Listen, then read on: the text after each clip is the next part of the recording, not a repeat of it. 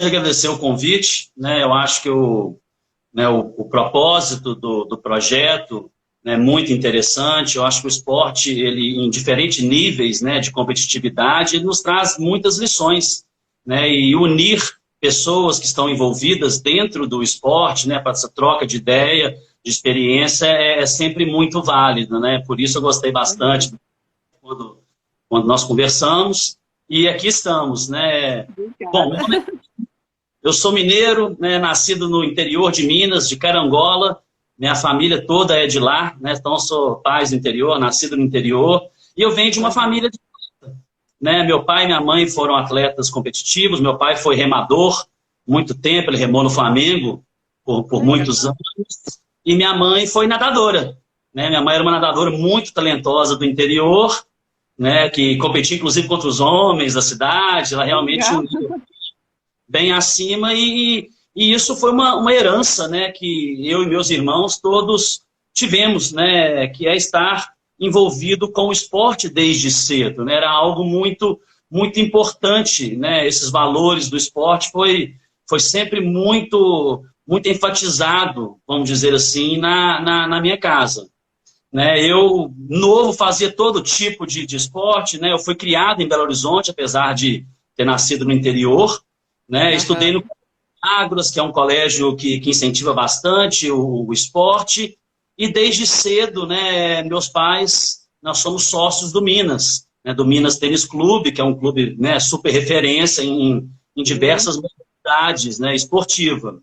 E com isso eu pratiquei um pouco de tudo, né, desde cedo, muito viciado em futebol, né, sou cruzeirense, passando um pouco de aperto ultimamente, mas seguimos firme. Então eu jogava muito futebol, corria, natação, fazia, né, de tudo. E uma vez minha mãe, essa história é até engraçada, porque o Minas tinha uma coisa que chamava curso básico, né, que é onde que coloca, né, os jovens para fazer todos os tipos de esporte, experimentar um pouquinho de tudo, né, durante a infância. Esse projeto, o Minas, e era muito famoso na época, né, o curso básico, porque inclusive se você se destacasse, né, dentro de algum esporte, eles te indicavam, olha, vale a pena colocar no futsal, no vôlei, na natação, já tinha mais portas abertas dentro do clube. E só que era muito disputado a vaga, né, então minha mãe tentou me matricular para o curso básico e ficamos na lista de espera, né, e um dia ela falou, Guilherme, você não quer tentar começar a nadar, né, no Minas? Eu já tinha feito escolinha, né, de natação, aprendi a nadar, mas um pouquinho mais sério, né, tentar alguma equipe. Falei, vamos lá, mãe. Né, eu falei assim, mas eu não sei nadar borboleta nem peito ainda, né, eu sei nadar crawl e costas. Ela, mas vamos lá, né, faz um teste lá na equipe, vamos tirar o curso básico, não, ver o que acontece. Né, e eu fiz o teste, né, e realmente não sabia nadar borboleta e peito, mas era muito bom, né, para a idade. Aí a treinadora, inclusive a Adriana, né, que foi minha primeira treinador, falou, não, nós vamos colocar ele na equipe e dentro da equipe a gente ensina, né, ele a nadar borboleta e costas. E assim eu comecei, né, na equipe de natação do Minas, né, desde novinho, né, nas categorias de base, e novinho era muito, vamos dizer assim, eu era muito talentoso, né, então eu tinha bons resultados novinho, né, eu nadava muito bem, e petis, no começo ali do petis também ainda nadava direitinho, e chegou uma idade que você começa a crescer um pouco, você fica um pouco, né, descoordenado, vamos dizer assim, descoordenação. E acabou que eu não estava me destacando mais. Né, eu ainda era um bom nadador ali na categoria de base novinho, mas não era dos melhores. Né, eu lembro que o Minas tinha viagens que só levava alguns atletas, né, tinha uma competição que chamava Sudeste, né, que compete aqui na região Sudeste, o Minas levava só alguns atletas para a competição e eu nunca era escolhido entre esses atletas. Né, e essa já foi a minha primeira lição, né, do esporte. Uma vez eu tinha expectativa de estar entre esses atletas escolhidos para ir para a competição, né, e não fui selecionado. Eu cheguei em casa, eu vou parar de nadar, esse negócio de nadar não é legal não. Eles não me levam para as competições, eu vou focar em jogar bola, né? Jogar bola eu faço gol, eu fico, né? Eu me divirto muito mais. Aí conversou comigo, né? Ele falou, olha, Guilherme, a vida não é muito por aí, né? Se você gosta de natação, né? Tanto natação como futsal, né? Você vai ter diversos momentos igual hoje, né? Que você vai se sentir frustrado, então nós devemos seguir, né? Eu acho que hoje é a primeira lição, que o esporte ele não é, né? Ele não importa com o que você está sentindo, né? Você precisa, né, de encarar e ter resiliência para seguir em frente, né? Ele falou de uma maneira diferente, é claro, né? E isso é bom, vamos seguir. Isso me deu um impulso muito bom, né? Eu levei um pouco mais, vamos dizer, a sério a ideia de que eu preciso treinar mais, né? Principalmente na natação, né? O futsal era algo muito natural para mim, né? Então não necessitava muito de treino, né? Eu sabia jogar bola, equipe de futsal, porque nessa época eu nadava e jogava bola na equipe do Minas. E pelo futsal era muito simples, né? Era aquela coisa, treino, mas as coisas fluíam. A natação, né, como você sabe, é um esporte de alta performance, né, que exige muito treino. Então, ao longo né, revezando um pouco dos dois, chegou uma época que eu tive que escolher, né? E acabei escolhendo a natação. Né? Eu achava né, eu sentia mais prazer, eu acho que eu saía realmente mais cansado, né? Eu sempre fui uma criança com muita energia, eu ainda sou, né, uma pessoa bem energética, e aquilo, né, a natação realmente né, ela saía do treino, preenchia, vamos dizer assim. E assim eu fui mais firme, né, na natação. Quando eu fui para o infantil, né, foi uma marca muito importante, né, na minha carreira de atleta. Eu tive uma treinadora, né, a Bel, né, a Isabel Miranda do Minas, que se focava muito nessa questão mental. Ela era muito do psicológico, né? Era uma técnica dura, que tinha aquela coisa de xingar os atletas, de colocar os atletas sobre um nível de estresse maior, vamos dizer assim, durante o treino.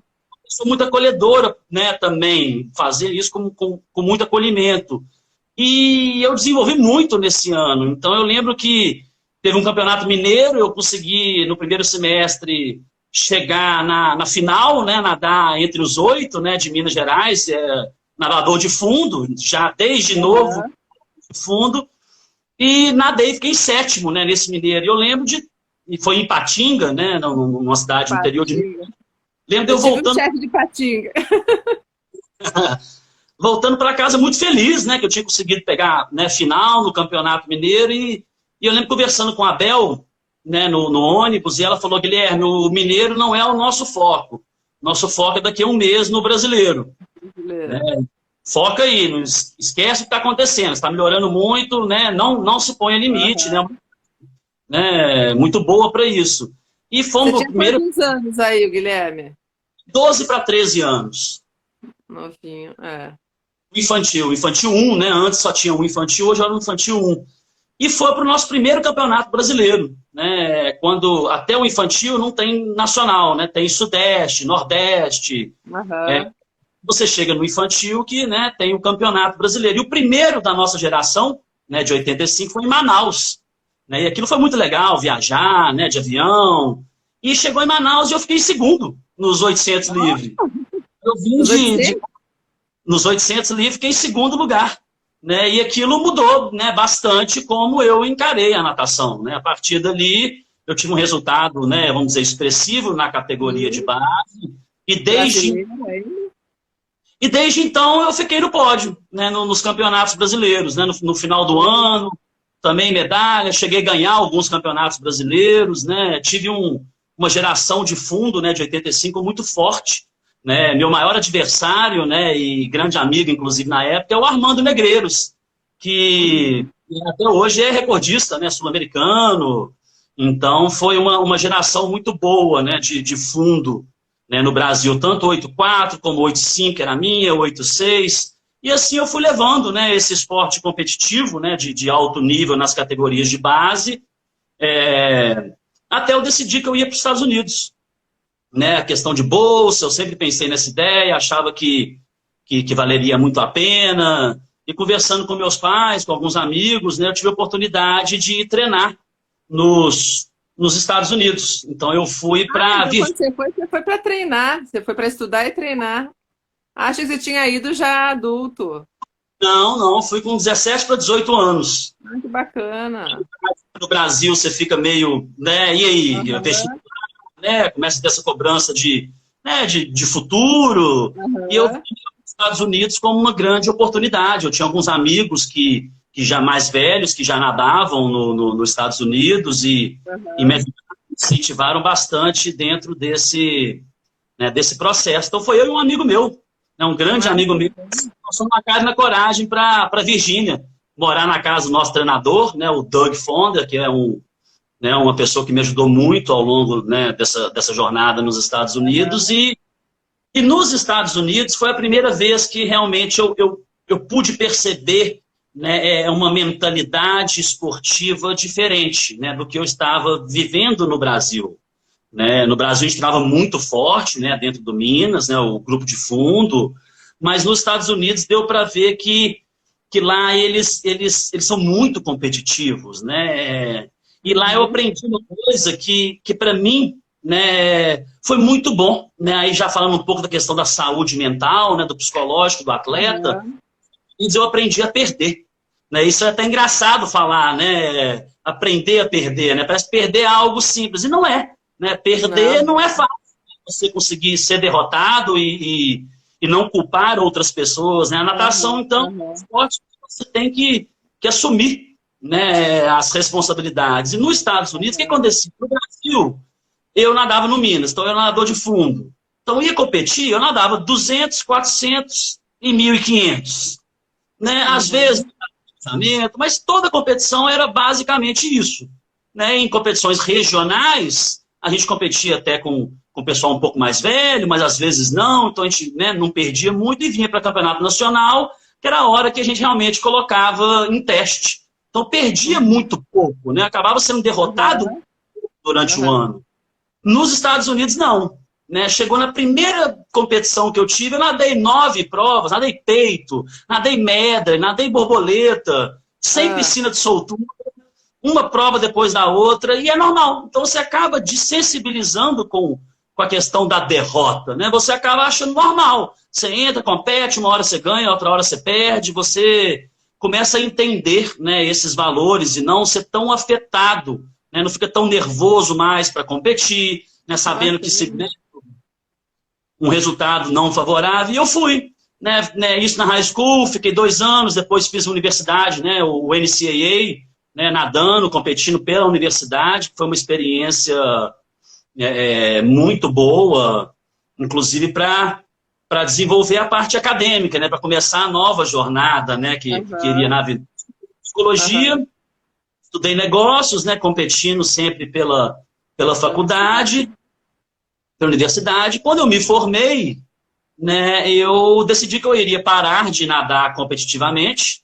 Né, eu já não estava vindo mais para o Brasil, para as competições, estava mais focado, né, nas competições nos Estados Unidos, e decidi aposentar, né, pendurar o calção, vamos dizer assim.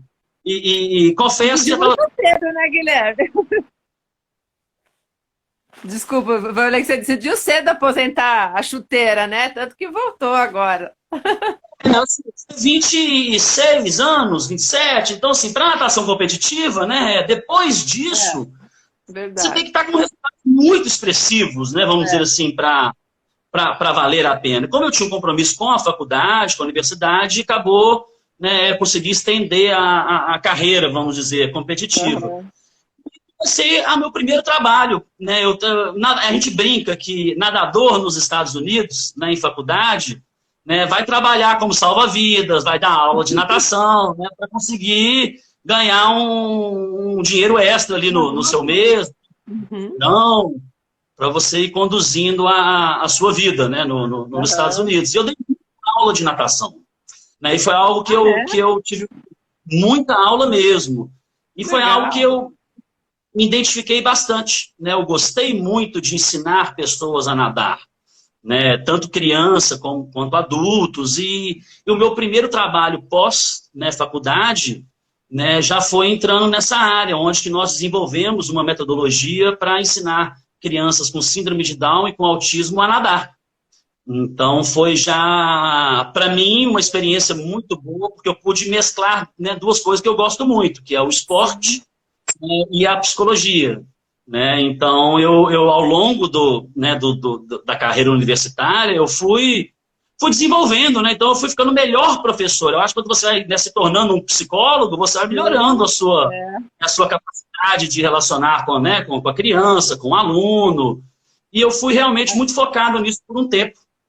Deixa eu te Né? contar aí, ó, para falar aí, ó, que o pai de um aluno teu tá aqui, ó, Zero Roberto, é o Instagram dele, não sei o nome dele. Professor do meu menino. O José, ele é sócio de uma empresa de agenciamento de jogadores de futebol. Eu faço um trabalho bem legal com o atleta dele. Então, por isso que ele falou meu menino, porque Ah, tá. uma referência, né? Inclusive, também dei aula de natação para o filho dele.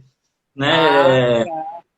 Pouquinho, né? Aí a pandemia acabou atrapalhando um pouco, mas esperamos retomar. Então, esse trabalho eu fiquei fazendo ele por um período pós-faculdade, ainda nos Estados Unidos. A gente viajava bastante na costa leste, né?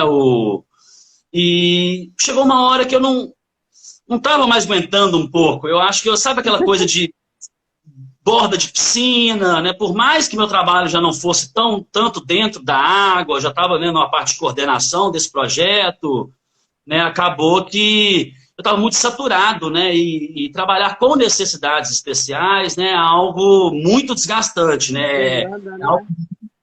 né? É muito compensador, né? Você fica muito feliz, é muito gratificante, mas é muito desgastante ao mesmo tempo. E eu senti que eu já não estava no meu melhor momento, né? Assim, eu não era mais o melhor professor que eu poderia ser, o melhor coordenador, aquilo já não estava mais, né, E eu decidi, então, que eu não ia mais, né, trabalhar com isso por um tempo, né, me afastar um pouquinho né, da natação e voltei para o Brasil. Né, e junto com a minha mãe, nós montamos a Neuroattention, né, uma clínica de atenção e memória. Então, comecei a entrar nessa parte da cognição que veio na minha vida, né, muito forte quando meu avô teve Alzheimer. Né, eu lembro que eu estava nos Estados Unidos e minha mãe me ligou. Né, falou, olha, Gui, seu avô está com Alzheimer, né, como você está morando aí fora, contato com bons professores, universidades, dá uma estudada, dá uma olhada, tem essa área de neurociência, de cognição, de memória, porque eu acho que ele vai precisar muito, né? Sabe como é que ele é, machão, do interior, cabeça dura, não precisar de criar estratégias aí para que ele tenha uma melhor qualidade de vida. Então, assim, eu embarquei nessa jornada, minha mãe também embarcou muito nessa jornada, então por isso nós puxamos essa área e montamos no Brasil uma clínica de atenção e memória, focada em avaliação e reabilitação. Essa Né? clínica fica em Minas. Em Minas, em Belo Horizonte, fica no Alphaville, né? Então, de fazer muita avaliação e reabilitação individual. Né? Então, né, então, ia muita criança, né, por conta da questão atencional, déficit de atenção, para avaliar e para fazer um treinamento. E a parte de memória trazia muito idosos, né, com demência. E isso nós fomos fazendo por alguns anos. Né? E eu com essa coisa, né, e quieto, vamos dizer assim, de não estar tão, né, conseguir ficar muito preso dentro de um local, eu comecei a pensar em querer criar, né, outras alternativas, né, dentro da cognição. Né? Fiz 2 pós na USP, né, faço uma pesquisa de mestrado, né, nessa área de neurociência, e eu criei um programa que chama Oficina da Cognição, né, onde a gente fazia essa avaliação, vamos dizer, de uma maneira coletiva, dentro de colégios, né, era uma oficina onde nós ensinávamos, né, como o nosso cérebro funciona para os alunos, ensinava os tipos de atenção, de memória, e ao mesmo tempo eles faziam atividades que com o meu banco de dados eu classificava. Então, no final, todos eles recebiam um relatório com pontos fortes e fracos a ser trabalhados na cognição e técnicas pertinentes para esse perfil. Isso focado na parte da educação, né, no início. 100% educação. Né? Eu já não estava mais no esporte, inclusive essa época eu fiquei muito afastado do esporte como um todo. De vez em quando dava uma corridinha, uma nadada, mas assim, realmente foi um período muito, muito, muito longe do esporte. Né? Eu não me sentia prazer, de vez em quando tentava nadar mais firme e aquilo não me dava prazer nenhum. E acabou que não dei muito, né? Não me envolvi com o esporte na minha volta para o Brasil. Então, na parte educacional. Então, muitos programas educacionais, fiz projetos com escolas particulares, escolas públicas, escolas de reforço, prefeituras. Foi algo bem, né, universidade. Então, rodei essa oficina. Sim, rodei bastante essa oficina, né, mantendo junto com a clínica. Passado um período, a clínica expandiu, né, o nosso trabalho cresceu, tomou proporções maiores e a gente acabou optando por focar na memória, né, no público idoso e montamos o Espaço Master, né, que é um centro especializado em memória para a terceira idade em Belo Horizonte. Então, é numa casa de 1.000 metros quadrados, com toda uma estrutura onde a gente pôde colocar mais intensamente o nosso trabalho. A gente sentia muita falta, né, do que a gente chama de transferência, que a gente treinava as pessoas na clínica individualmente, a pessoa melhorava nesse contexto clínico, mas não conseguia transferir isso para o dia a dia. Né? Ele ficava bom nos exercícios e esse é o grande segredo da reabilitação. Né? É essa transferência. A melhor reabilitação cognitiva é aquela reabilitação que você consegue transferir melhor para o seu dia a dia. Né? Independente de qual atividade você estiver fazendo. O grande foco tem que ser essa transferência. E com o espaço veio essa ideia. A gente pôde ter aulas funcionais. Então, não só a gente estava treinando agora o cérebro em exercícios, em aplicativos, como a gente transferia para culinária, cinema, literatura, digital. Então, assim, realmente criamos um trabalho bem legal, né, no espaço. E eu fui começando a sentir saudade da natação. Espera só um pouquinho, deixa eu te cortar para te dar uns recadinhos aqui, ó. O Galdino Felipe, Guilherme Referência, Eduardo Paixão, conhece muito. Boa! Conhece. Eduardo Paixão aqui, Espaço Master, top demais. O Marcelo é um amigo meu também, live top. Bacana. Algumas dessas pessoas, né, grandes referências também, o Felipe Galdino, um grande fisioterapeuta, né, seleção brasileira, seleção da Austrália, seleção do Peru. Então tem um pessoal aí na live bem legal, né, dentro das áreas de atuação, são grandes referências aí nesse trabalho. Que bacana. Espera só um pouquinho, ó, já que Guilherme Salles, gênio.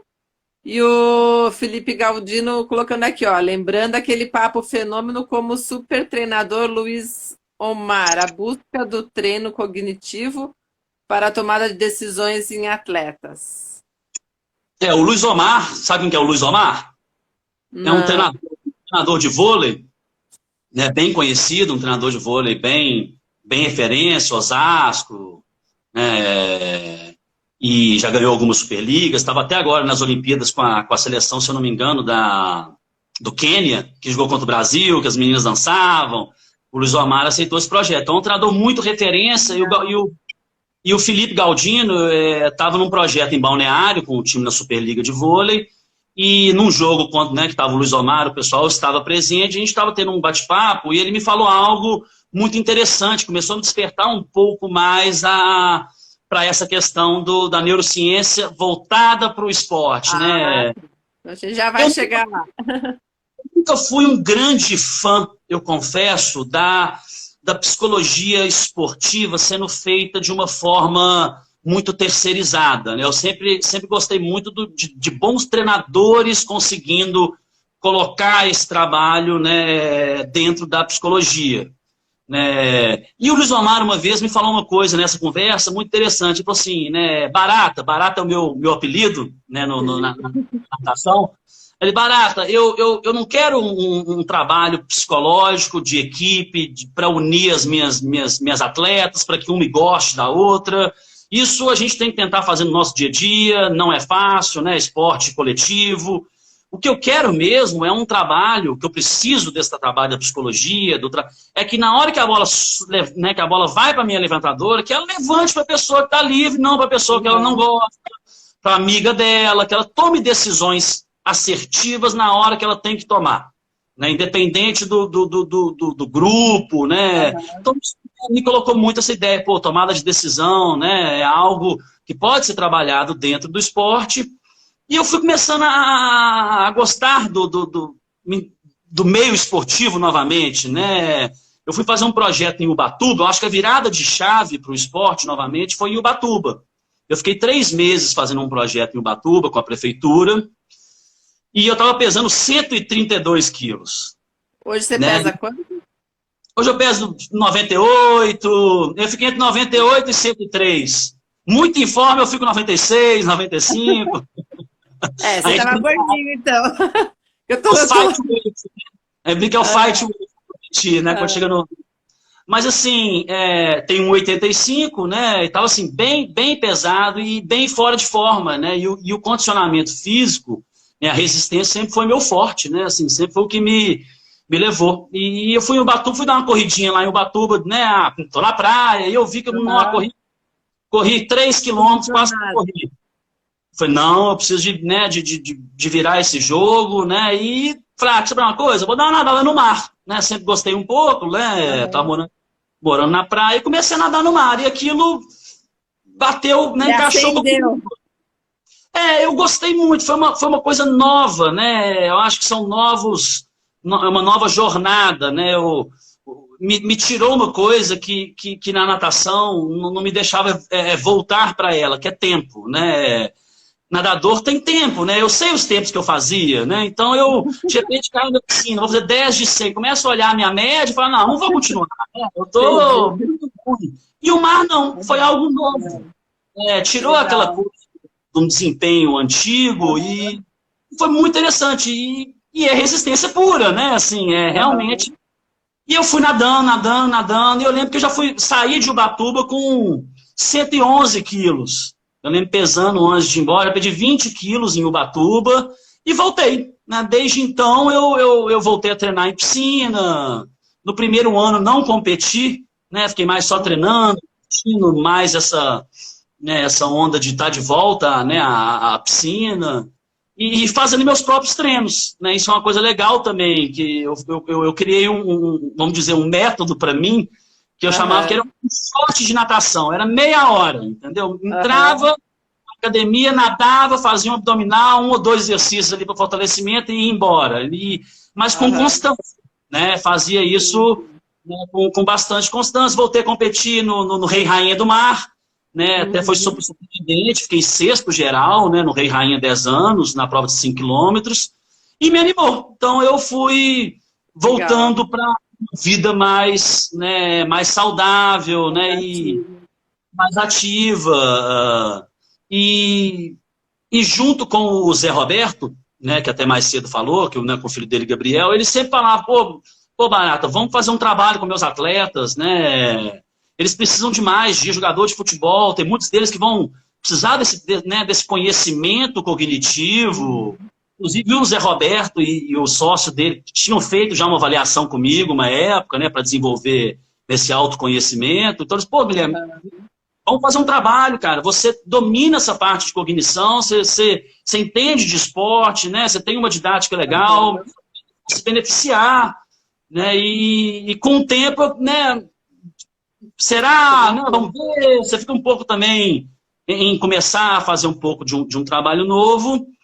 E eu falei, não, bom, agora então vamos entrar um pouco nessa área, né? Eu vou começar também a transferir um pouco desse conhecimento da neurociência para dentro do esporte, né? Para dentro da prática esportiva. Né? Então não foi nenhuma coisa planejada por você, foi mais o contexto geral que te fez. Que legal. Foi mais o contexto geral, muita conversa também com o Felipe, né, com o Galdino, sobre essa questão mental, né, ele estando envolvido com grandes programas esportivos, né, essa questão de motivação, o que motiva, o que não motiva, como que a gente consegue, né, esse tipo de concentração. Então isso foi fluindo, então até chegar no ponto em que eu realmente hoje estou, né, continuo firme com a parte educacional, né, ainda com o espaço, mais flexível, inclusive vim até para o Rio, né, estou revezando entre Rio e BH, justamente para estar desenvolvendo essa nova parte, essa nova área, né, tá buscando esse trabalho, né, dentro do mundo esportivo, né, e a neurociência pode contribuir muito para o treinamento, seja ele, né, de alto nível ou não, né, eu acho que dentro do arcabouço, né, da neurociência, que envolve diversas, né, áreas, a gente pode, né, pode trabalhar bastante, né? Eu acho que, primeiro, a questão da saúde mental, né, que eu acho que está em alta hoje, né, principalmente com a, como é que ela chama? Biles, né? A Simone Biles, né? Depois das Olimpíadas aí explodiu. Ô, Guilherme, deixa eu só te perguntar uma coisa até para, né, para nós leigos aí ter de uma forma de repente mais fácil, né, de entendimento. Como que você definiria neurociência para a gente? De uma Olha, forma assim, mais de figurinha para a gente entender. Não, eu acho que é importante ter essa linguagem simples, né? A neurociência nada mais que, né, é o estudo do cérebro humano e suas funcionalidades, né? O que a gente consegue, né? E o cérebro é o maestro, né, do nosso corpo, né? Através dele, né, controla não só, né, a nossa parte física, a nossa parte emocional, muito, né? A neurociência realmente, né, o nosso cérebro tem poderes incríveis e o início disso é a ideia da saúde mental, né? A questão da ansiedade, do nervosismo, né? Da pressão que existe, né? Principalmente no esporte, né, de alto rendimento, de alto competitivo. E só ele, né? Eu acho que, por exemplo, você que participa de desafios, já fez Ironman, também fica nervosa, né? A gente também fica, né? Não é só a Simone Biles que está disputando o ouro. Eu acho que a competição para o atleta não vem de fora, não vem da mídia, cobra, do torcedor, vem dele mesmo, né? Aquela coisa interna, né? Uma pessoa pode estar querendo ganhar o ouro olímpico e a outra pode estar querendo completar os 10 quilômetros no Rio. Mas a questão, ela é interna, né? É uma coisa muito, muito única, vamos dizer assim. E uma coisa que eu, inclusive, pude fazer uma transferência boa para esse mundo esportivo é a questão do biofeedback, né? Inclusive, eu dei aula de novas tecnologias em reabilitação, né, na pós lá na USP, e uma das ferramentas, né, dessa aula que eu enfatizei muito é o biofeedback, né, onde que a gente consegue controlar, né, coerência cardiorrespiratória, né? Então você coloca sensores, né, ou no dedo ou na orelha, que vai estar medindo batimento cardíaco, coerência, e você faz um trabalho respiratório, né, um trabalho, vamos dizer, parecido com um trabalho de meditação, porém é muito ativo, né? Você está, né, focado numa tela do computador, né? Então você condiciona, né, a atividade para um ciclo de respiração que você quer, né? E a pessoa tem que seguir esse ciclo de respiração, essa coerência. Se a coerência estiver correta, você estiver mantendo essa coerência, essa tela vai se abrindo, ou, por exemplo, o jet ski vai se movimentando mais rápido no jogo, você vai evoluindo dentro do jogo. Se você sai dessa coerência, o jogo trava. Então, por isso o feedback. Ele é imediato. Então, por isso tem esse nome, biofeedback. Então, o feedback, né, com seus marcadores biológicos. No que você está sentindo, se você está mais tenso, se não, aí ele trava, que é você travando por você mesmo, é isso que você está dizendo. Você precisa tomar coerência. E tem diversos tipos de respiração. Tem respiração que é mais né, baseada em foco, tem outros que é para relaxamento. Né? Então, você trabalha em diversos bioindicadores. Esse treino então, é muito legal, porque é bem ativo. Né? Para as pessoas, por exemplo, que nem eu, que tem uma dificuldade em meditar, né, sozinho, entendeu? Em ficar simplesmente pensando em algo, o biofeedback faz isso de uma maneira bem interativa, né? Você consegue criar esse trabalho. Então, é muito utilizado, né, para realmente controlar essa ansiedade, né, controlar esse estresse, porque a gente fala, né, você começa a ficar estressado, começa a produzir cortisol, e a partir daí, nada mais dá certo, né? Seja no seu...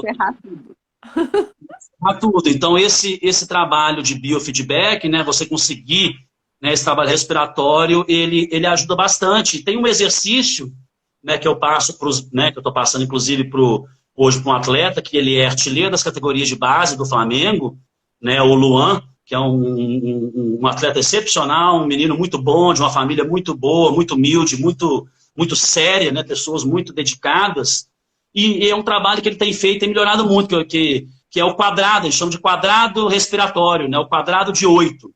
em que você faz um ciclo respiratório. Você pode fazer todas as manhãs, por exemplo, né, ou todo dia antes de dormir. Interessante que se faça todos os dias. Né? E você não precisa de nada. Você, por exemplo, você puxa o ar por 8 segundos, né? Tentar puxar bem devagar o ar. Se não conseguir fazer por 8, começa, né, com um pouco menos. Né? Então você puxa o ar por 8 segundos, você prende o ar por 8 segundos, você solta o ar por 8 segundos, você prende o ar por 8 segundos. Você vai fazendo esse quadrado. Puxa por 8. Prende, solta, prende, puxa. E você faz isso por 5 minutos, começa a fazer por 10, por 15 minutos diário, e isso ajuda muito. Não só a capacidade pulmonar, né, você entender que nós temos controle sobre a nossa respiração, isso é básico para todos os esportes. Né? Nós não podemos entregar, né? Você está jogando um jogo de vôlei, futebol, você começa a ficar cansado. Se você deixar aquele cansaço, né, a perda de fôlego ser normal, você né, você está acumulando muito ácido lático, você está, né, com a musculatura toda endurecida, sem condição de dar sequência. Agora, se você conseguir controlar a sua respiração, né, você vai oxigenar não só seu cérebro, como sua musculatura. Gostei, hein? Então, para isso. Então, ele faz, esse é um dos tipos de exercício que você... Sim, esse com os atletas, aí você desenvolveu com ele a ideia é que seja de uma forma, né, repetida e aumentando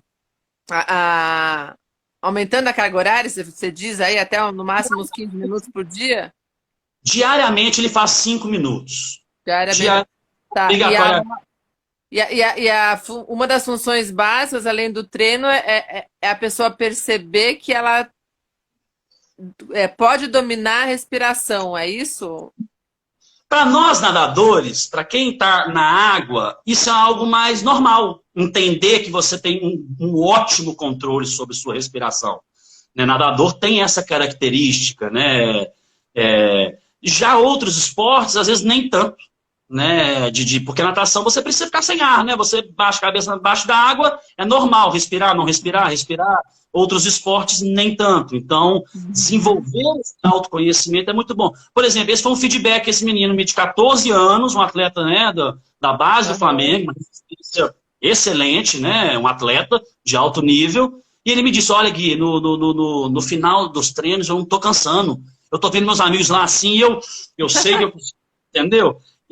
Então, ele aprendeu a dominar a respiração. Então, esse quadrado de 8 é o exercício que ele faz todos os dias sozinho, mas durante as nossas sessões a gente também treina. Então a gente faz uma corrida leve, tendo que respirar com um tipo de respiração, respirar com a boca, respirar com o nariz. Então eu dou muita ênfase, né? O início desse trabalho é a parte respiratória, né? Porque é a base, né? Eu acredito que a respiração é a base para qualquer tipo de esporte, atividade física, né? Você precisa de estar realmente bem oxigenado e ter esse domínio.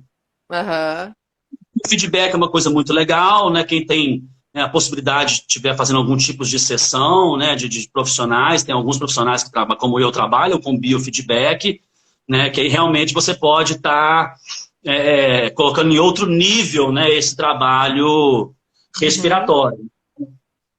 E uma outra... Diga.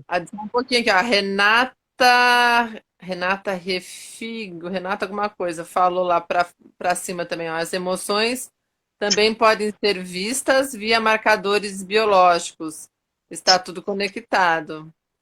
E o feedback é isso, ele consegue, né? Inclusive, suor, tem vários tipos de sensores diferentes que vão te dar, né, marcadores biológicos diferentes. Né? Então, você vai trabalhando, né, o que você deseja trabalhar. Inclusive, você pode colocar, igual eu te falei, né? A questão de você visualizar, né, algo, você faz a visualização da sua prova, trabalhando, porque quando você começa a pensar, né, ó, daqui a pouco, daqui a uma semana tem minha competição objetivo, só de você pensar nisso, né, sua aumenta, você já fica um pouco mais nervoso, e você consegue pensar nisso, mentalizar na prova, controlando, né, esses seus indicadores biológicos, na hora da prova, a probabilidade, né, de você se manter mais calmo, de você não chegar tão ansioso, ela é maior. Então, você pode fazer esse trabalho de biofeedback de várias maneiras, pensando em prova, pensando em nada, pensando em e outro tipo de situações do dia a dia. Nossa, você tá falando aí, eu tô lembrando, né, que a gente acabou não se encontrando antes de eu fazer lá meu desafio. Nossa, mas eu lembro quando o Renato falou que a janela tava fechada, que a gente daí recebeu a mensagem, né? O Flávio mandou, ó, parça, a gente vai viajar amanhã à tarde, tá confirmada a janela amanhã à noite, vamos dizer assim. Só o fato de você saber que estava confirmada, já a emoção já sobe e desce, você já fica meio com falta de ar, né? Só de saber. Condicionamento constante, né? Não tem jeito, né? A gente já visualiza, já sabe, né, o que vai vir. Então, esse trabalho mental, né, de biofeedback, de respiração, eu acho que é uma maneira muito legal. O quadrado de 8 também é uma maneira muito legal de você fazer de uma forma ativa. Né? Por exemplo, com o Luan, eu inclusive não peço para ele pensar em nada. Você não precisa pensar no jogo, no treino. Né? Faz os seus 5, 10 minutos diários e você vai pensar no que você quiser. Então tem dia que ele falou, não, hoje eu pensei muito numa prova que eu tinha, eu estava meio nervoso. Então acho que isso vai, né, de uma maneira mais, vamos dizer, inconsciente, você vai trazendo algumas questões importantes. Então essa é uma dica e um trabalho muito bom da neurociência no esporte, que para as pessoas que realmente, como eu, não conseguem parar e ficar, né, muito tempo pensando sem nada, fazer esse trabalho de uma maneira mais ativa. Mais ativa. Que legal. E hoje você está aplicando em alguns outros esportistas ou por enquanto está trabalhando com o pessoal do futebol?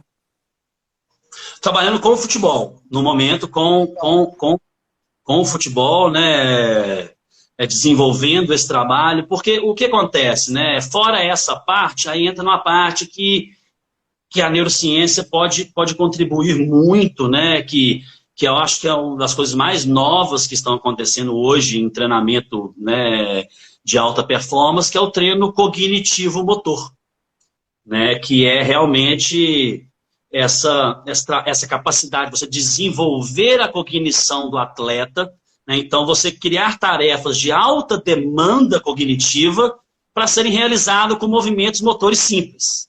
Então você coloca uma demanda cognitiva muito alta em tarefas para ele realizar. Então você, por exemplo, um atleta...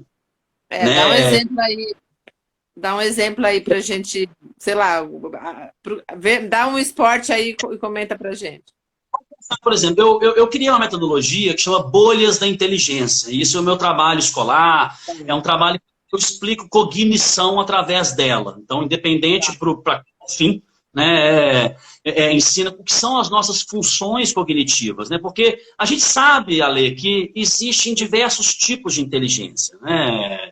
E hoje está sendo muito enfatizada essa ideia das inteligências múltiplas, né? Então, tem pessoas que têm uma inteligência lógica muito grande, tem pessoas que têm inteligência motora muito boa, tem pessoas que têm inteligência emocional, né?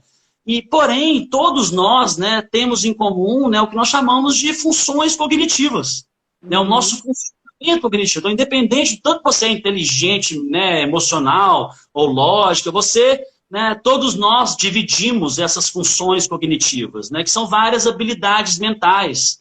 Né? Então, por exemplo, a atenção é uma função cognitiva, a memória é uma função cognitiva, a velocidade de processamento é uma função cognitiva. E foi batizada por mim de bolhas da inteligência. Né? Então, cada função é uma bolha. E vamos fazer uma analogia com uma bolha de sabão. Né? Se você estimular uma bolha de sabão da maneira correta, ela vai cada vez ficar maior e mais saudável. Né? Se você estimular ela de maneira correta. Por outro lado, se você deixar de estimular essa bolha, ela vai desaparecer. Né? E igual a nossa atenção. Né? Se você deixar... Né, quando você é novo, está no colégio, você treina todas as bolhas de atenção. Você está treinando, né, linguagem, atenção, memória. Ao longo da vida, a gente vai deixando de fazer algumas atividades. Né? Um engenheiro calculista, ele estimula muito mais algumas bolhas da inteligência do que um escritor. Né? Por outro lado, estimula muito mais outras bolhas da inteligência do que esse engenheiro calculista. Então, é muito importante... Né, que nós conseguimos estimular, né, o crescimento das nossas bolhas da inteligência. E como bolhas de sabão, né, elas têm uma capacidade muito importante que é de se unir, né, e formar colônias de bolha. Quando você sopra uma bolha na né, ela forma colônia. As bolhas de inteligência é justamente isso. Elas, é a união das nossas bolhas que permite a gente executar tarefas mais complexas no nosso dia a dia. Né? Por exemplo, amanhã, se você esquecer alguma coisa que a gente conversou hoje, o que você vai pensar? Né? Todo mundo pensa, né? Você esqueceu um compromisso. Geralmente todo mundo pensa, não, minha memória tá péssima, né? Eu não estou conseguindo memorizar nada. Mas não é só a memória, tem que lembrar que é a união, né? Lembrar algo posteriormente, né? Aprender algo não é apenas a bolha da memória, né? É a união dessas coisas. Por exemplo, primeiro a bolha da atenção, né? Que vai te permitir receber essa informação. Né? Você pode ser recordista mundial de memorização, se não estiver atento para receber uma informação, você jamais vai conseguir evocar essa informação, né? Memorizar. Não é porque sua memória está ruim. Você não estava atento para receber a informação, primeiramente. Né? Depois a bolha da linguagem. Né? Se eu estiver falando chinês, você pode estar atento o que for, que muito provavelmente você não vai conseguir replicar isso depois. E não precisa nem ser outro idioma. Né? A gente pode pensar também numa linguagem muito técnica.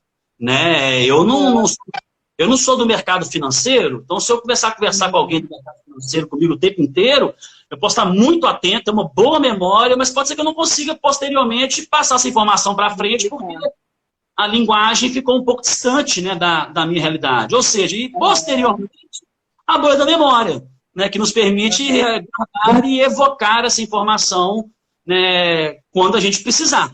Então, atenção, linguagem e memória. Tem mais, né? Mas basicamente... Sim, basicamente. Né? Você precisa lembrar para dar um recado para alguém. Essas funções cognitivas, como atenção, como memória de trabalho, velocidade, elas são muito importantes para a nossa vida como um todo. Né? Seja para você tirar nota 10 no colégio, para você passar no concurso, ou para você ser um bom jogador de futebol. Né? Você não... Um bom atleta... ele precisa ter um alto nível atencional. Né? A pessoa não está num jogo de futebol desatento, né? Pensando em milhões de outras coisas. Você não vai conseguir executar. Na hora que a bola chegar no você, você provavelmente não vai, né, fazer a coisa correta. Né? Da velocidade de processamento, então, ela é muito importante em esporte que envolve, né, velocidade, né, envolve tocar bola, você conseguir pensar rápido, né, como no futebol, como no vôlei, como basquete, luta. Então, eu transferi um pouco desse trabalho que eu faço, né, em exercícios do papel, em exercícios de aplicativo, para cenários mais, vamos dizer, mais ecológicos, mais concreto para um jogador de futebol, por exemplo. Então, eu coloco uma demanda, né, a gente chama de sobrecarga cognitiva, né, da tarefa. E isso é muito legal. Por exemplo, né, escaneamento visual. Né, um jogador de futebol, ele precisa escanear bem o campo, ele precisa estar com a cabeça alta e saber aonde que estão, né, os outros jogadores do seu time, do outro. De ter isso. Ao mesmo tempo, ele também está, né, com uma bola no pé, entendeu? E precisando de ter essa autonomia, né? De ter essa autonomia, conseguir tocar a bola ao mesmo tempo que está fazendo esse escaneamento. Então, por exemplo, uma atividade que eu faço com o Luan, né? Ele fica de costas e atrás dele eu posiciono vários cones em locais diferentes da quadra. Né? Um cone fica dentro do gol, um cone fica, né, nas linhas de escanteio, um cone fica no canto da lateral, um cone fica do lado dele, né, na linha lateral, e ele fica no centro da quadra. Né, de costa para esses cones. Eu toco a bola para ele. Na hora que eu toco a bola para ele, e vamos dizer que o cone-alvo é o azul. Então, eu toco, ele tem que dominar a bola, escanear para os dois lados, né, fazer o giro e tocar a bola em cima do cone azul o mais rápido que ele conseguir. Então, ele faz o escaneamento. Então, muitas vezes é muito engraçado, porque no começo o atleta domina a bola, olha para a esquerda e não vê, olha para a direita e não vê, mas está na esquerda, então ele volta. Com o tempo, o atleta consegue ir desenvolvendo. Então, a gente vai criando essa imprevisibilidade. Tem hora que eu mudo a cor do cone-alvo, tem hora que na hora que eu toco a bola, eu falo uma cor, então ele precisa de identificar essa cor. Então, a gente começa a criar a imprevisibilidade no treino dele. Né? Isso é algo que esse treino cognitivo motor se difere muito dos treinamentos normais, mais convencionais, né? Onde o atleta faz muito por repetição, né? Chama de fast money, ele toca milhões de vezes a bola, ele faz milhões de finalizações para o gol. Isso é importante? Sim. Né? Mas esse outro trabalho, né, que cria essa imprevisibilidade, que faz esse aprendizado devagar dentro do movimento, ele também é muito importante. Né? Porque vai criando cadeias, né, neurais, você vai desenvolvendo, é o que a gente chama de neuroplasticidade. Né? Você vai desenvolver redes neurais específicas. É como se estivesse desenvolvendo outras habilidades para executar aquele mesmo esporte, alguma coisa assim? Posso... Sim. Você começa a criar redes neurais no seu cérebro, né? Mais opções, né? Fortalecer essas conexões, né? Essas sinapses entre, né? Nessas redes neurais cada vez mais fortes, ou seja, consequentemente você fica mais rápido, né? Você consegue uma habilidade, uma tomada de decisão mais rápida, uma velocidade de processamento. Vou dar um exemplo bem legal desse trabalho que tem sido realizado, por exemplo, nos Estados Unidos, na NBA. Né? Tem um pivô, né? um atleta muito bom, né? De altíssimo nível, e o time de estatística ele constatou que todas as vezes que ele sofria um contato forte antes de subir para a bandeja, né? Ele tinha uma porcentagem de acerto muito menor quando ele não tinha contato. Ele estava errando muito com esse contato. E um contato não significativo. Então não era um contato que realmente impedia ele de fazer a bandeja. Aí o trabalho foi feito com ele, inclusive até um brasileiro, que trabalha na Utah Jazz, né, um trabalho muito interessante, que ele diz, bom, quando você sofre um contato, né, quando você está fazendo uma prática esportiva, né, jogando basquete, está quicando a bola, alguém encosta nas suas costas, aquilo aciona redes neurais no seu cérebro, reflexo, você cria, né, redes neurais são acionadas na hora. E ao mesmo tempo, você está acionando essas redes neurais, você precisa de executar o movimento, né, que você estava para fazer, que é uma bandeja, que aciona outras redes neurais no seu cérebro. Essa confusão, né, entre o cérebro processar o contato e ele conseguir acionar o outro, vamos dizer, tinha um conflito nisso. Então, muito do treinamento cognitivo-motor dele envolve isso. Então, por exemplo, sabe aquele canudão de piscina, grandão? Né, de nadar? Então, ele, por exemplo, tem uma parte no treino que ele faz que é muito legal. Ele recebe a bola, né, quica, antes dele girar para fazer a bandeja, né, a equipe dele começa a bater nele com esses canudões. Durante esse atividade física, ele vira e faz a bandeja. Uma outra coisa, braço. Isso eu trabalho com o Luan. É um trabalho que eu já comecei a realizar com ele. O jogador de futebol, ele pode treinar 1000 finalizações depois do treino, e deve. Né? Mas nenhuma dessas finalizações que ele estiver treinando vai ser igual à finalização do jogo, né? Onde que ele está em alta velocidade e com o adversário, né, buscando ele, correndo atrás dele. Né? Então, o trabalho que eu faço com o Luan, né, amarro um elástico, né, no punho dele, né, e eu fico com esse elástico, né, e ele tem que continuar na bola, fazendo tudo que eu quero com a bola, finaliza, toca, cabeceia, sempre tendo esses trampos. Então você começa a... Então fica muito normal para o cérebro dele dar um bom chute, mesmo tendo que se proteger de um contato. É isso que eu ia te perguntar. Esse exercício que você falou e o fato lá da NBA dos caras ficarem cutucando ele é justamente para você treinar o cérebro, que mesmo alguém te incomodando lá, mesmo aquela rede neural também sendo acessada, mas não é aquele comando que eu tenho que obedecer. Eu tenho que obedecer aquele outro. Quando você estava explicando, né, o trabalho cognitivo que você está fazendo com o teu atleta de futebol, dos cones, que você... não, dos cones a gente já falou, mas aí você estava lá no gol, né, que ele tem que fazer o trabalho repetitivo, e você segurava das mãos dele para ele poder, mesmo com estímulo, conseguir executar, né, o que ele tem que fazer, que é marcar o gol. E aí eu estava perguntando para você, né, você deu o exemplo do basquete também, que isso então é para treinar o cérebro, para ele executar o que ele tem que ser feito, né, o treino de marcar, fazer a cesta ou marcar o gol, mesmo com qualquer outro estímulo adverso incomodando ele. É isso? É o treinamento para o cérebro para ele conseguir fazer isso mediante qualquer imprevisto? Sim, não só mediante o imprevisto, né, mas também ele fazer isso melhor, né, com mais eficiência, né, ele realmente colocar. Quando você coloca uma sobrecarga cognitiva em movimentos motores, é um simples momento dele ter que tocar a bola, mas ele tem que tocar a bola e entre um passe e outro, por exemplo, uma atividade que eu faço, o atleta precisa memorizar uma sequência de cores.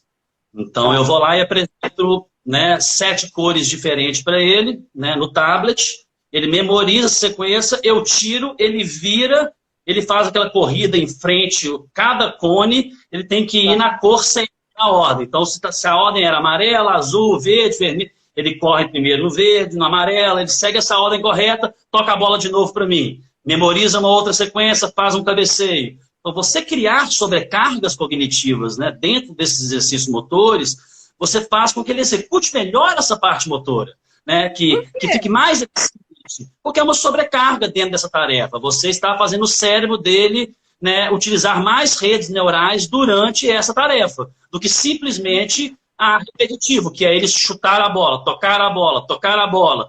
Quando ele só toca a bola, né, ele só está tocando a bola, você está acionando, né, redes neurais específicas para aquilo. Quando você cria desafios repetitivos que vão se intercalando com esse trabalho, você vai criando essa sobrecarga cognitiva, o cérebro da pessoa começa a ser utilizado de diversas maneiras. Outras redes neurais vão sendo acionadas.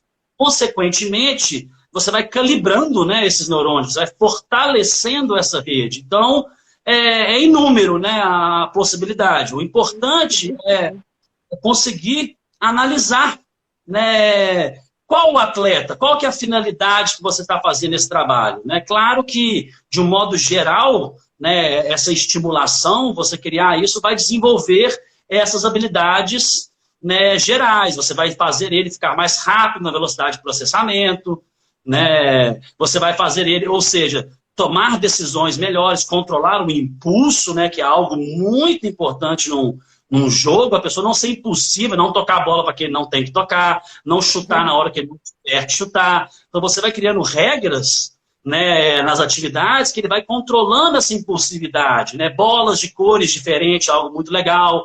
Né? Você vai tocando bola, um monte de bola, vai tocando bola. Se a bola for azul, tem que tocar para a esquerda. Se a bola for branca, devolve para você. Se a bola for preta, ele chuta para o gol.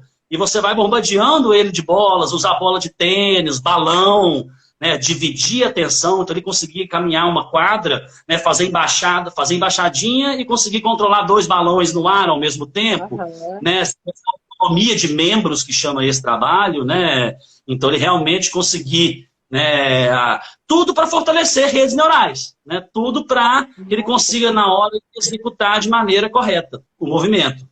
Nossa, você está falando aí, eu estou viajando um pouquinho aqui, mas eu acho que pelo menos assim, baseado no que você está explicando, faz sentido. Você vai saber me dizer porque você é nadador de piscina e de águas abertas.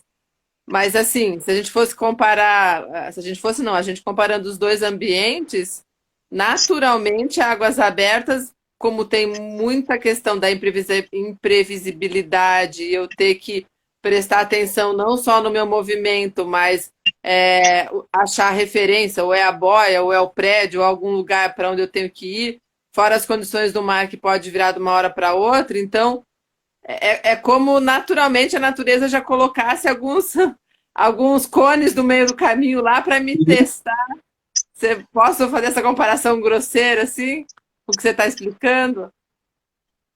Sim, é claro que, né, esse trabalho, ele é, como se diz, ele é orientado, né? Então você força, né? Você coloca, né, esses obstáculos. A natureza, igual você falou, é algo normal. Mas sim, tanto é que quando você sai, né, você nada 20 minutos no mar, a sua adrenalina tá alta, né? Você tá num estado de tensão. Claro que no esporte como um todo você fica mais atento, mais focado. Essa prática é muita dopamina, né? Muita serotonina, muitos hormônios, né, que ajudam, né, na neurotransmissão, Mas na águas abertas você fica muito ligado, né? Porque você tem tá num ambiente estranho, muito imprevisível, né? Então você acaba tendo que dividir sua atenção durante a prova, né? Já na natação de piscina é mais simples, né? Nem tem que fazer, menos, né? Você teria nas águas abertas. Esse trabalho... Desculpa só um pouquinho, mas acho que isso que também explica... tudo bem, a gente sabe que muitas pessoas têm receio, têm um medo... o medo normal do mar, né? Não a gente que enfrenta outros medos, mas assim... mas acho que explica porque, de repente, um nadador tão bom em piscina, ou que já tem toda uma desenvoltura, né? Habilidade na piscina, quando pega alguma... e não está acostumado a nadar no mar, mesmo que o mar seja, entre aspas, tranquilo, mas vem uma ondulação diferente, ele não está acostumado a estar respirando com o ventinho batendo na cabeça, no seu rosto, aí ele fica assustado, aí isso já vai impactar na forma que ele está nadando, fora as mensagens que vão para o cérebro e pode deixar meio apavorado. Então, coisas que parece que são simples, né? Tipo assim, não são, né? São saudáveis. Né? E aí esse trabalho, ele tem, né, como finalidade treinar, né, essas questões. Aí cada um vai ter a sua especificidade. Quem até deu uma entradinha antes de travar, né, não sei se está... Sintra, né, o marido da Poliana Okimoto, treinador da Poliana, né? Esse exemplo é uma que fez uma excelente transição, né, da piscina para as águas abertas. E com todo esse medo, né, que você mencionou, porque ela mesmo menciona que ela tem medo de mar, ela não gosta de água fria, né? Inclusive, ela não gosta de estar sozinha na piscina. Imagina, ela não gosta de treinar sozinha na piscina. Né? Então, acredito que não todos os nadadores conseguem fazer essa transição, né? Eu acho que quando você, igual eu falei, você entra num outro estado, né? Entra adrenalina, entra medo, né? Você está entrando no mar, tem bicho ali embaixo, tem peixe, tem onda. Então, tem pessoas que conseguem conduzir isso melhor, outras não. Né? Bons nadadores, né? Às vezes, não gostam da ideia. Né? O estresse te faz cansar, né?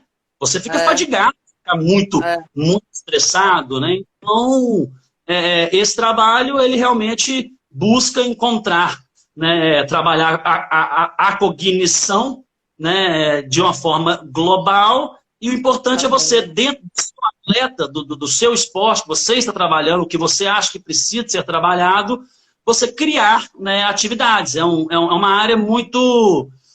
todos os dias você faz algo novo, né? Realmente é muito individualizado, né, esse trabalho, e você precisa de conhecer, né, de cognição, né, entender essas, né, funções cognitivas, olhos da inteligência, você quer, né, utilizá-las, e ter muita criatividade, né, para colocar isso em prática de uma maneira mais ecológica. E voltando àquele ponto do início, quanto mais você for criativo e criar cenários, né, onde essa pessoa vai realmente estar treinando essas funções, né, numa situação bem similar, né, a que ele irá competir, você vai fazer a transferência, que a gente falou lá no início, né, você vai conseguir transferir esse aprendizado para o momento que você precisa, para o momento do jogo, né, para o momento da disputa. Guilherme, você tem um campo enorme aí que você pode desenvolver alguma coisa para águas abertas, hein? Para essa transição da galera, hein? Tô só viajando na milhões de criatividade aqui para quem não tem conhecimento, mas mais baseado no que você falou. Vamos ir partindo então para a conclusão. A gente conseguiu aí, eu acho que abordar grande parte, né, do que era proposto. E essa questão da neurociência com o esporte, igual eu te falei, e até em águas abertas, se for pensar, acho que você tem um campo agora que você está entrando mesmo, mergulhando aí no mundo esportivo dos dois jeitos, né, Guilherme? Voltando a ser nadador, talvez não profissional como você era, mas no nível de alta performance de novo. E a parte sua profissional que você está levando, né, a neurociência para o esporte. Então, acho que os nadadores têm muito a ganhar também com que você usar a tua criatividade, hein? Sim, é um campo muito legal, né? né, estudando bastante, né, se aprimorando, né, desenvolvendo mais técnicas, eu acho que tem muito, muito a crescer. Agradeço a oportunidade, né, o convite para a gente estar falando um pouquinho, né, sobre a minha história e essa inserção de neurociência com o esporte e quem sabe, né, futuramente a gente possa, né, realizar mais projetos, webinário, né, de preparação mental, né, que está aí, né? Tá chegando novidade aí, bem lembrado, Guilherme. Eu até colocar aqui já a partir da semana que vem, vou dar uma mudada aí no Movimento Esporte Conecta, na forma que eu apresento as coisas, porque vai vir novidade para frente. O Guilherme que está aqui já é um dos convidados para um projeto aí que eu estou fazendo junto com ele, mais outros profissionais. Então, nos aguarde, galera. Não sumam. Eu não vou sumir, talvez eu vá mudar um pouquinho a forma de colocar algum conteúdo, mas é para melhorar aí o que a gente oferece para vocês. Ô, Guilherme, a Camila aqui falou ó, que vale a pena a gente ver todas as partes. Obrigada, Camila. Então, com essas, estamos na terceira parte da live. E então, realmente vale a pena. Ai, meu Deus do céu, quase. Não, tá aí, né? Você tá aí, né? Muito linda. Antes que trave. Antes que trave. Mas tem uma coisa também que eu queria te perguntar, que quando você estava falando, como eu sou corredora também, e eu lembro a diferença que deu uma época que eu treinei para uma maratona, fazendo mais exercícios funcionais focados para corrida. Coisas que eu não fiz para outras provas, assim, e eu vi que dá diferença. Então, assim, juntando tudo que você está falando, eu estou entendendo que isso faz parte, né? É a parte de desenvolver mais habilidades para não ficar só na repetição daquele esporte. Não adianta só correr. Tem que fazer algumas coisas que vão agregar o todo, porque isso ajuda o cérebro a fazer melhor aquele movimento quando eu precisar também. É por aí ou eu estou pensando muito, muito torto? É isso, né? Não, igual você falava, eu corria, né? Então você fazia vários exercícios, certamente fazia, né, uma parte física específica ali na musculação, mas algo mais ativo, né? Mais previsível. Né? Se colocar imprevisibilidade dentro do seu treino, né? Você começa realmente a acionar muitas áreas, né, no seu cérebro, muitas redes, começa a trabalhar muito com a neuroplasticidade, ativar áreas, né, conexões que não estavam tão boas, né, fortalecer. Então, o importante é isso, né, é esse trabalho cognitivo, né, e que consiga ter a transferência, né, mais importante é, né, pessoas que, né, treinadores que estão assistindo, que, né, gostaram do assunto, querem, né, entrar um pouco mais, é muito importante isso, conseguir, né, criar um método, criar treinos que a pessoa consiga transferir isso para o dia a dia, né? Seja para a competição, seja para o treino, né? Onde que ele vá executar a tarefa que você está treinando. Interessante. Legal. Então, ó, galera, fica a dica aí. Obrigada, Guilherme, por estar aqui com a gente. Ó, a gente nesse vai e volta aqui, ó, já deu quase 1h30. Quando o papo é bom, passa rapidinho, a gente nem percebe. Mas só para dar o gostinho para a galera, para entender um pouquinho o que é, conhecer você lá. Você tem o perfil profissional que é o Polvo Neuro, né, Guilherme? Isso. Polvo underline neuro. Né, vem dessa questão. Ele surgiu um tempo atrás, né? Eu e um amigo meu, né, estávamos criando uma solução aí cognitiva e o Polvo veio né, inspirado pelo Polvo Pou, né, que previa resultados, né, de torneios, e pela questão do polvo, né, pelos tentáculos, né, o cérebro grande, ser associado, né, com conseguir fazer mais de uma coisa ao mesmo tempo, que demandaria um domínio cognitivo, né, então disso aí veio o Polvo Neuro e é o meu perfil profissional, né, então no Instagram é o @Polvo Neuro. Beleza. Obrigada, então, Guilherme, a gente se vê. Semana que vem estou voltando, tirar um pouquinho desse monte de roupa parada aqui, morrendo de frio. E a gente se fala. Obrigada pela né, compartilhar teu conhecimento aqui com a gente. E depois eu vou juntar nossas 3 lives aí, pegar esse Frankenstein que ficou de muito bom conteúdo e eu junto tudo e boto no YouTube para a galera ver aí de uma forma mais harmônica, vamos dizer assim. Com certeza. Tá bom? Agradeço o convite e estamos prontos para as próximas. Vamos para a próxima. Obrigada, Guilherme. Obrigada, galera. Tchau, tchau. Tchau, tchau. Obrigadão.